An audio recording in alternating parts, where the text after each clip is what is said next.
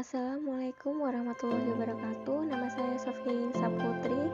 Saya dari kelas Sikisya A1 dengan NIM 2020 SE 046. Di sini saya akan menjelaskan sistem dan prosedur prinsip ijaroh, qard, dan wadiah.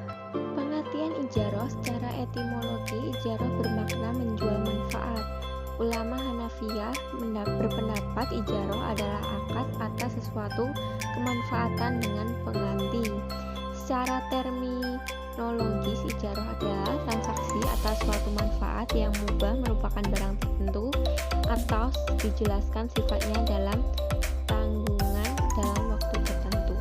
Syarat ijaroh ada 6. Yang pertama, kedua pihak yang melakukan transaksi ijaroh sudah dewasa dan berakal. Kedua, dengan pihak melakukan transaksi memiliki kerelaan dan tidak berdasarkan suatu paksaan. 3. Barang yang menjadi objek transaksi harus jelas. 4. Barang menjadi objek transaksi harus halal. Yang kelima, barang yang mendapatkan objek transaksi menunjukkan hak mujar atas seizin pemiliknya. Rukun ijaroh adalah ada orang yang menyewakan suatu barang, ada akad antara penyewa dan yang menyewakan, ada ijab kabul, ada upah, dan yang kelima ada manfaat baik antara pihak yang menyewakan dan pihak penyewa.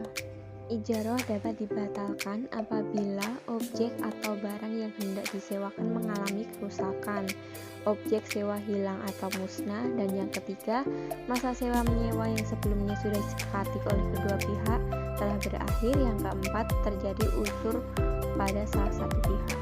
Yang kedua adalah qard. Menurut Bank Indonesia, qard adalah pinjam-meminjam dana tanpa imbalan dengan kewajiban peminjam mengembalikan pokok pinjaman secara sekaligus atau cicilan dalam jangka waktu tertentu. Ketentuan umum akad qard. Nasabah al-qard wajib mengembalikan jumlah pokok yang diterima pada waktu yang telah disepakati bersama.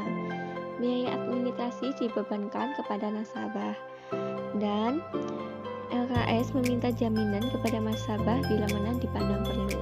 Kegunaan qard dalam perbankan syariah. 1. Pinjaman tunai dari produk kartu kredit syariah. Yang kedua, pinjaman untuk talangan keperluan haji. Dan landasan hukum qard.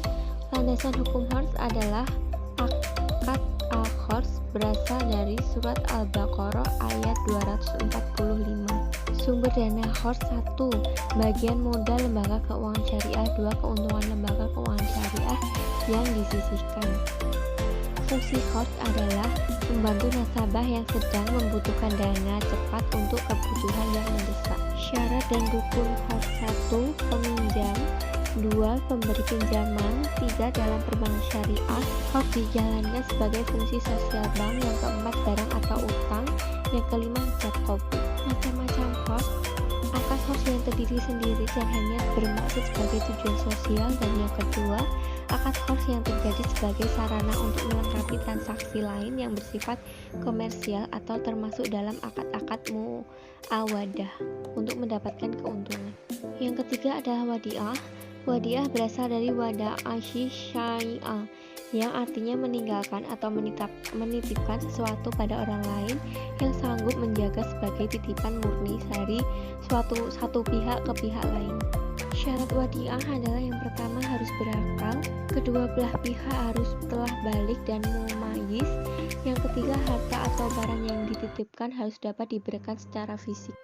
Syarat wadiah adalah yang pertama, orang yang menitipkan atau orang yang dititipkan keduanya harus berakal, kedua belah pihak harus telah balik, yang ketiga harta atau barang yang dititipkan harus dapat diberikan secara fisik. Landasan hukum wadiah dari transaksi wadiah sendiri berasal dari Quran surat Al-Baqarah ayat 283 yang berbunyi, akan tetapi jika sebagian kamu mempercayai sebagian yang lain, maka hendaklah yang dipercaya itu menunaikan amanatnya atau hutangnya, dan hendaklah ia bertakwa kepada Allah SWT. Terima kasih, semoga bermanfaat. Wassalamualaikum